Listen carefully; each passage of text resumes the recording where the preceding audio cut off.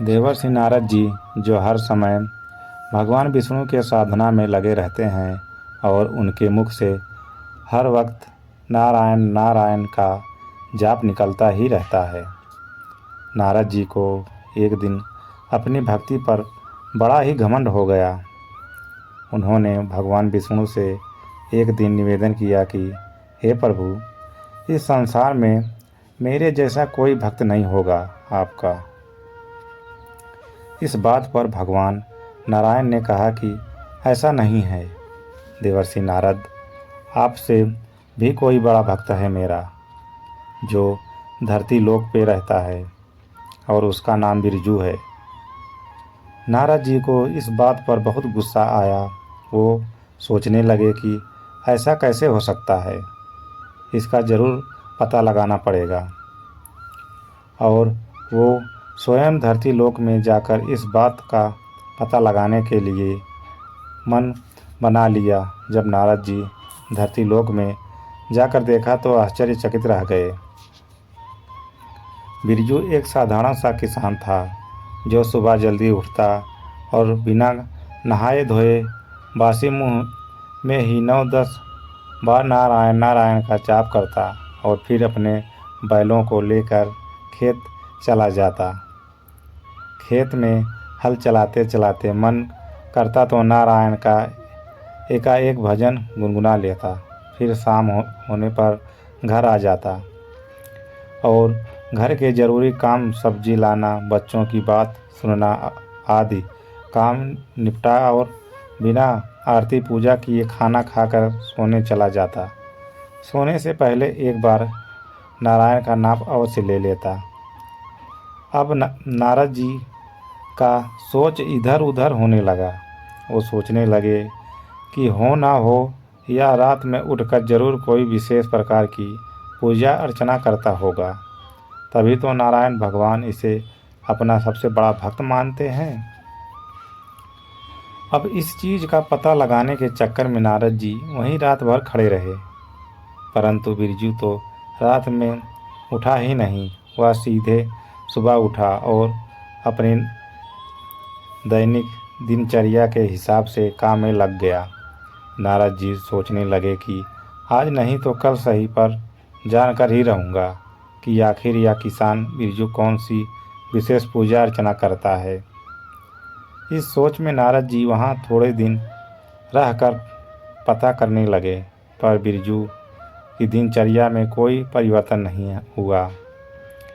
अंत में थक हार कर गुस्से से तिलमिलाए नारद जी सीधा विष्णु जी के पास पहुँचे और विष्णु जी से बोले कि हे प्रभु, आपने तो मेरा अपमान ही कर डाला। कहाँ वह अनपढ़ किसान जो नहाता तक नहीं है, बासी मुंह से अपना नाम लेता है और आपकी पूजा अर्चना भी नहीं करता, उसे आप अपना सबसे बड़ा भक्त कहते हैं? यह तो बहुत बड़ा अन्याय है प्रभु। विष्णु जी नारद की बातों पर मुस्कुराए और नारद जी ने कुछ नहीं बोले। कुछ दिन बाद विष्णु जी ने नारद जी को एक बड़ा सा कटोरा दिया, जो पूरा तेल से भरा हुआ था, और नारद जी से बोले कि इस घड़े से एक भी बूंद तेल का गिराए बिना पूरे ब्रह्मांड का एक चक्कर लगाकर आओ, और ध्यान रहे कि तेल का एक भी बूंद नहीं गिरना चाहिए। नारद जी बेचारे क्या करते, तैयार हो गए। कटोरे से तेल ना छलक जाए, इस ध्यान में रखते हुए बड़ी सावधानी से ब्रह्मांड का चक्कर लगाने लगे और 7 दिनों बाद पूरा चक्कर लगाकर भगवान विष्णु के पास पहुँचे और विष्णु जी से बोले कि हे भगवान, संभालिए अपने इस तेल के कटोरे को। मैंने इसे इतनी सावधानी से लगाया है कि इसमें से तेल का एक बूंद भी नहीं गिरा है। विष्णु जी बोले, ये तो बहुत अच्छी बात है, पर मुझे ये बताइए कि इन 7 दिनों में आपने कितनी बार मेरा नाम लिया? नारद जी बोले, प्रभु, मैं आपका नाम लूँ या इस तेल के कटोरे पे ध्यान दूँ? मेरा पूरा ध्यान इस बात पे था कि कहीं तेल का एक बूंद भी ना गिर जाए। इसलिए मुझे इन 7 दिनों में एक बार भी आपके नाम लेने का मौका नहीं मिला। भगवान बोले, बिरजू किसान तो गृहस्थ जीवन के सारे कार्य करता है। उसे पूरा दिन हजारों काम करने होते हैं, 50 तनाव से गुजरता है, फिर भी वह दिन में कम से कम एक बार मेरा नाम लेता है। और हे नारद, तुम्हारे हाथ में तो केवल एक तेल का कटोरा था और तुम मेरा नाम लेना ही भूल गए। अब तुम ही निर्णय करो कि सबसे बड़ा भक्त कौन है। इस कहानी का तात्पर्य तो आप समझ ही गए होंगे।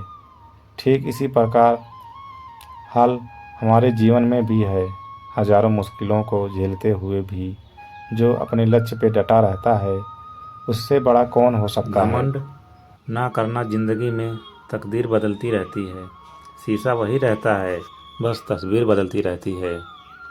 घमंड और अहंकार की वजह से इंसान खुद अपने रिश्तों को ख़त्म कर देता है। घमंड के अंदर सबसे बुरी बात यह होती है कि वह आपको यह महसूस नहीं होने देता कि आप गलत हो। जिंदगी में 2 चीज़ों पर कभी घमंड मत करना, पैसा और शोहरत। गरीबी आते देर नहीं लगती और एक छोटा सा हादसा पूरी सूरत बिगाड़ सकता है। तेरी अकड़ 2 दिन की कहानी है, मेरा गुरूर तो खानदानी है। घमंड भरी बातें करके किसी का दिल नहीं दुखाना चाहिए, क्योंकि समय घमंड भी तोड़ देता है और बातें करने लायक भी नहीं छोड़ता।